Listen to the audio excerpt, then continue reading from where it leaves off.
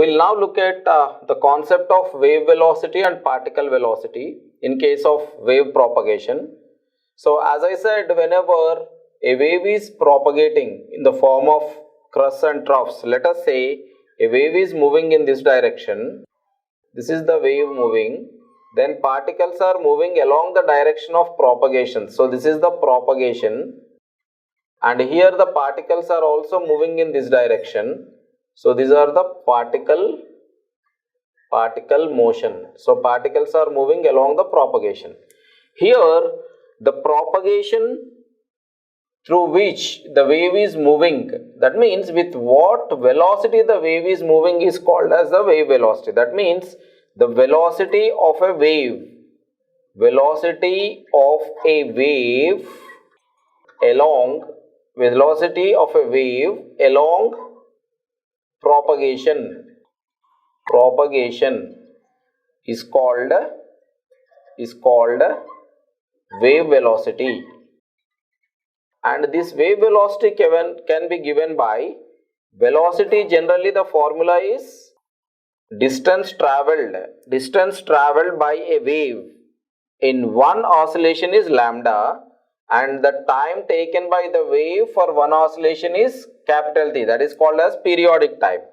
Therefore this can be written as lambda into 1 by T, that can be written as lambda into F.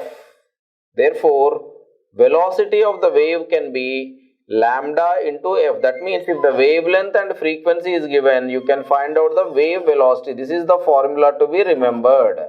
So this is the formula to be remembered.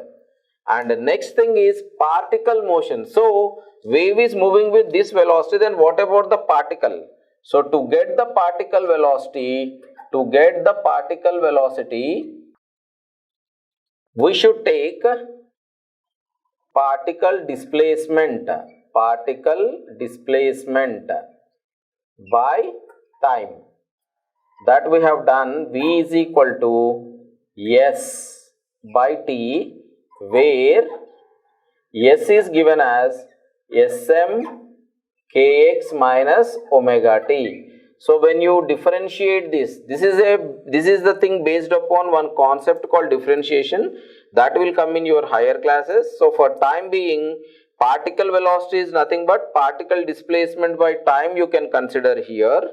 So particle displacement, we have given the representation of a wave, in that we have represented. Using this you can calculate, whereas the wave velocity as a whole can be easily calculated once you are aware of the wavelength of the wave and its frequency. So frequency multiplied by lambda gives rise to the wave velocity. So based upon this concept, we can do some problems. So as an example, we'll just look at one problem, and a problem is given as a tuning fork of frequency, 312 hertz. So frequency is given, emits a wave of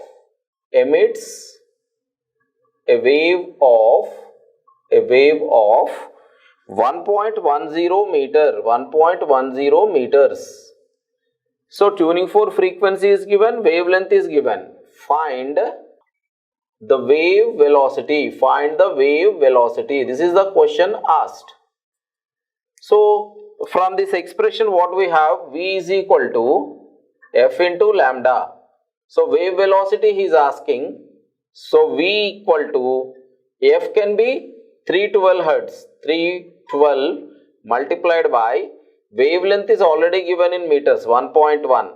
So simplifying this, I will be getting 11 2s are 22, 11 1s are 1, 13, 11 3s are 33, 34, 343.2 meters per second. This is going to be the velocity of the wave. So one more point you need to remember here, velocity of sound wave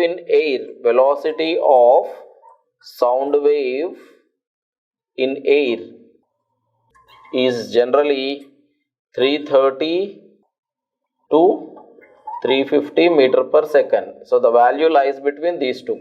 So that means the sound is traveling through the air because it is 343, which is falling under these limits. So this is going to be the answer. So you can solve this problem using the formula of V is equal to F lambda.